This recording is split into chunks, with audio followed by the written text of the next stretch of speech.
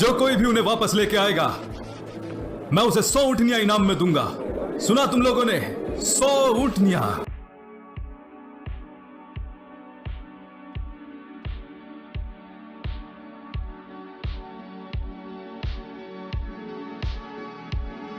इन्हें नुकसान नहीं पहुंचाया जा सकता। मेरी बात सुनो, मैं सुराका इब्न मालिक हूं। हमसे क्या चाहते हो? तुम्हारे लोगों ने तुम्हारे दोस्त के सर पर 100 ऊँटों का इनाम रखा है। मैंने सोचा इनाम मैं लूंगा, लेकिन मेरी समझ में आ गया है कि उन्हें नुकसान नहीं पहुंचाया जा सकता। मैं आप लोगों की मदद करना चाहता हूं, बस हमारा हाल किसी पर जाहिर ना करना। बिल्कुल। क्या कहोगे सुराका अगर तुम्हें फारस के बादशाह का लिबास पहनने को मिले? लिबास?